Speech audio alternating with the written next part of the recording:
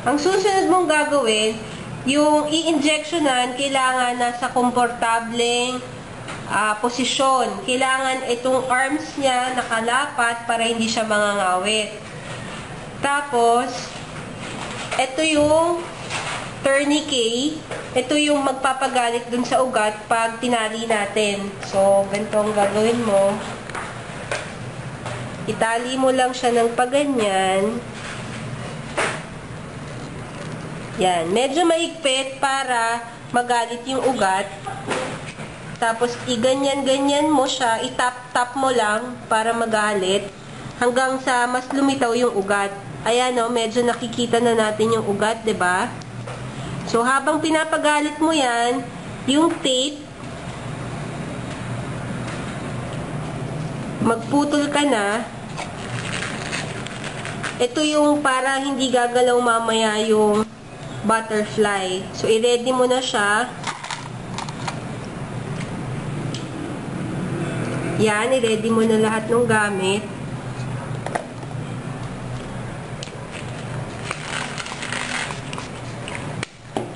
Tapos, ito yung bulak na may alcohol. Ipahid mo dun sa area na injectionan para malinis.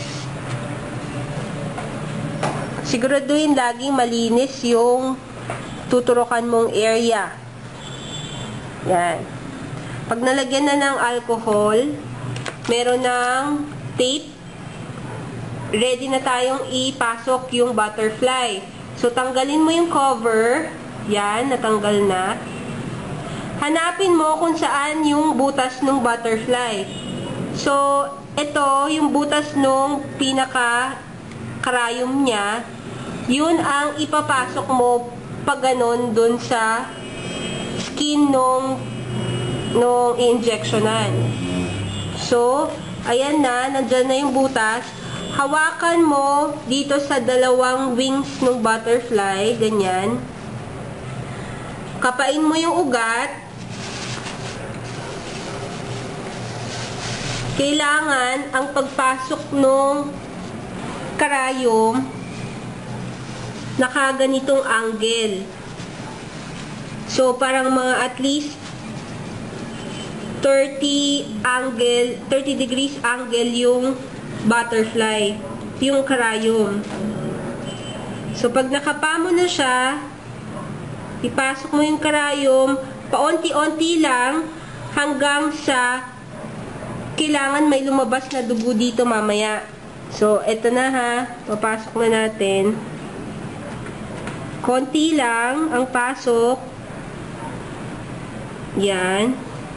Pagkapasok ng onte, i-check mo kaagad kung may dugo. Katulad nito, may dugo na. So, wag mo na siyang ipasok palalim. Konting pasok na lang, pausog pero hindi na pailalim. Tapos, lagyan mo ng tape para hindi gumalaw.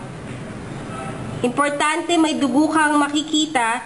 At pag inusog mo yung plunger, pag inatras mo tong plunger, katulad niyan, kailangan yung dugo sumusunod. Sumusunod siya, dumadami yung paglabas ng dugo. Pagkatapos mong sigurado na tama yung pwesto ng injection, tanggalin mo na, huwag mong kakalimutan tanggalin itong tourniquet. Yan, so tinanggal na. Saka natin ipupush yung gamot na gluta.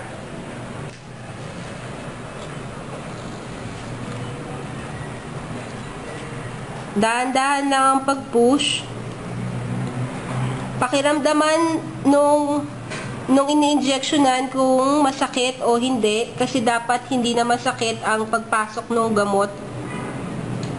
Masakit ba? Hindi. Okay.